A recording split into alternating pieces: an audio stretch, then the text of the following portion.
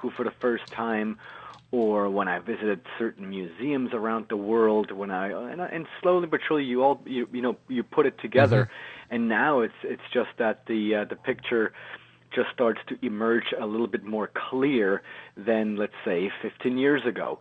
And, the more and more people send stuff in, like, of statues that they have found somewhere else at a museum where I've never been to.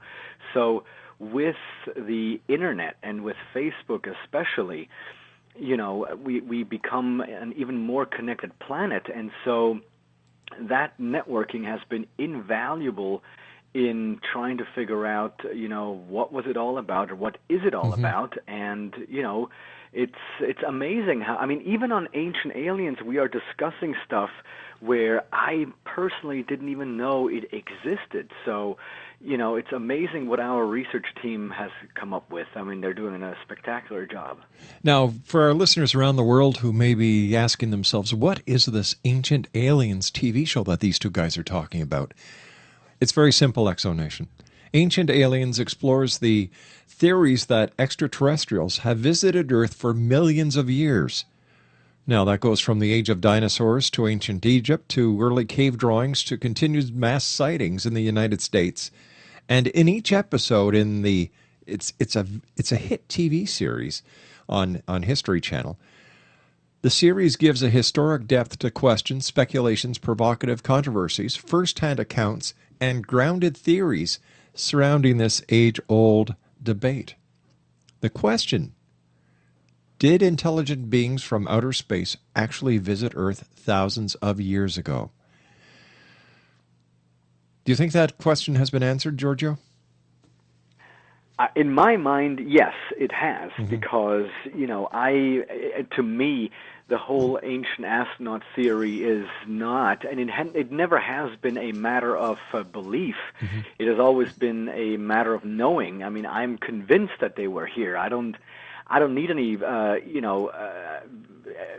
piece of a crashed spaceship or something like that. I don't need that, because the evidence that we have in the ancient texts and the statues and the paintings and all the different relics from our ancient past, they point, of course, in my opinion, in one clear direction.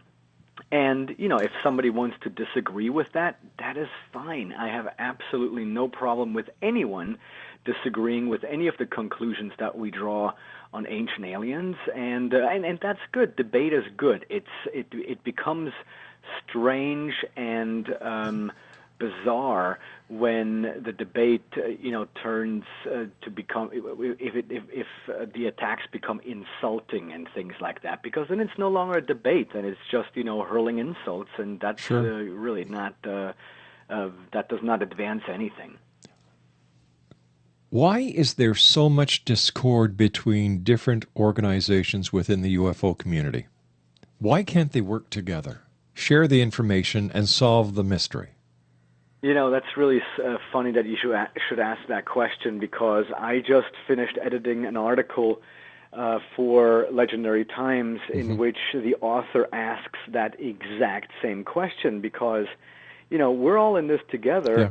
But it seems that everybody wants to reinvent the wheel. Everybody has petty hang-ups with somebody else, and it's strange. When in actuality we should find a way how we can bridge the gap between our field and the mainstream and things like that. But it's strange. Sure. Just for the conference as well, there's some people, and you read this on your Facebook wall. It's like, well, yes, I will go to this, but no, I checked the people in attendance, because out of one person I am not going. It's just so odd. You have a lineup of 50 of the best people, and because of one person that you don't like, you're not going to go to the whole event. That's crazy. So, it's just, people are bizarre. It's just, we live in a very strange world. Strange is an understatement, my friend. Speaking about strange, one of the strangest topics that I deal with here on this show, and I know that you people on Ancient Aliens have covered this. It's called, it's the alien abduction scenario. And at the conference, Travis Walton's going to be there, and I've had the pleasure of having Travis on the show many times. I find him to be very credible. Something happened. When you look at the big picture, and you don't look at the movie, but you talk to Travis himself, you can hear it. You can hear the memories coming up to the surface, and you get a sense of what he might have gone through, because no one will ever know except Travis. Where do you believe the alien abduction scenario fits into the UFO ancient alien realm? Yeah. Well, Travis Walton too will appear at the conference, and I just actually ran into Travis only a couple of weeks ago when we both appeared at San Diego Comic-Con for different events, but we made a point to see each other, and he looked very good and was very excited to be at Comic-Con, and I think that the whole abduction phenomenon fits into the ancient astronaut theory very well, because there are, or we have, ancient stories of abductions, where, for example, where you have the apocalypse of Abraham, where it's no longer, it used to be a part of the Bible, but if you are now trying to go and look for that passage in your regular Bible, you're not going to find it because it was taken out. So it is now an apocryphal text, and it describes how Abraham was taken up in a fiery chariot, where he was able to see the round of the earth, where he felt as if he was falling down, and then he was upside down again, and then he was right side up, and upside down, and right side up, thus describing artificial gravity, for example. And, so we have abduction stories also in ancient times. And therefore, I think that, to me, it was never the idea that, so you deal with ancient aliens, meaning how come they were here in the past, and where did they go? Why did they disappear? That was never the idea. Nobody has ever suggested that just because, aliens visited us in the past, that is, restricted to that period in time. I think that they've always been here with us and observed their quote-unquote experiment. What is the biggest key to trying to understand this maze that we're all looking at, saying, geez, there's got to be an answer? It seems as soon as we get into this maze, we turn right, turn left, and it's a block. You've got to work your way all the way back to where you started from, basically. Is it cooperation? Is it better education? Is it understanding? Is it mutual respect between all the researchers? What do we do? I think it's everything that you just mentioned, because, in the end, it most certainly it's collaboration, but at the same time, it's also where we live in this time where the digital age, if you remember 15 years ago, this whole digital age thing, it only began. Now it is common knowledge. Everybody grows up with it. It's second nature. But 15 years ago, the internet, it was something exciting. It was something new. And, so that is something that we have all become to experience from the cradle basically to where it is now. But I don't think that we are using it to the most effective of ways by accessing, other people's research. I mean, exactly. It's very individualized still, despite the internet, and that's strange. Yeah, I was talking to Butch Witkowski last night, and he is with the PA UFO Research Center. And it seems like the majority of researchers, and I'm putting that name in brackets here, are just like the armchair quarterbacks. They do their research on the computers with other people's work instead of going out into the field and doing the research firsthand. You do it on your shows.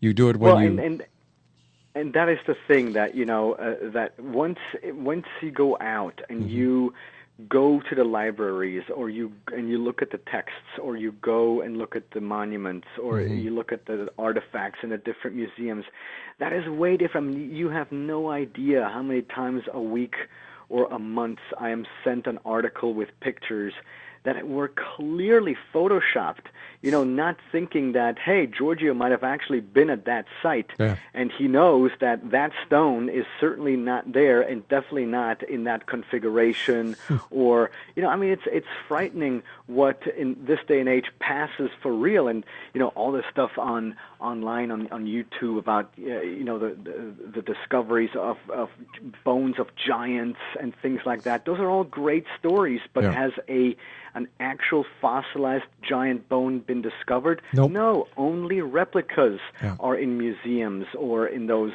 different places in those exhibits. There's never the actual bone where you can go and do some DNA testing. And that, to me, is a telltale sign of it not being genuine.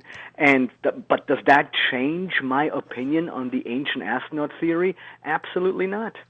It's just like the other areas of the paranormal when it comes to hoaxes, fakes, lack of evidence, or created evidence to try and pull the wool over the eyes of the unsuspecting. Bigfoot, for example. All we have are these casts. There's no evidence whatsoever that can be taken to a lab for DNA analysis. There's never been a cadaver found of a Bigfoot. The same thing goes for the Loch Ness Monster, and so on and so forth. Right.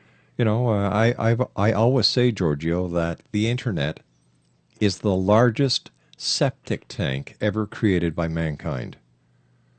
Oh, the Internet, I cannot even tell you how much I agree with that statement. It is frightening. I mean, everybody checks their brain at the door the moment they turn on that machine. I mean, it is wild. I mean, I would be embarrassed to volunteer some of the thoughts that people post on Facebook. Oh yeah, and not just that they post it, but it's just a knee-jerk reaction. Nobody turns on their brain anymore before they talk, and that is really disconcerting. Highly fascinating and amusing and humorous, but at the same time, it's horrifying. Yeah. And look what we're doing with our kids in school, giving them all this technology instead of the old way of communicating by talking to the person and understanding.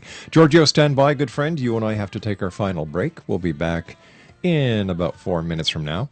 Exonation, don't forget, Contact in the Desert, 9th to 11th of August. www.contactinthedesert.net. There are a few tickets left. And legendarytimesbooks.com for Giorgio. We'll be back on the other side of this break. Don't go away.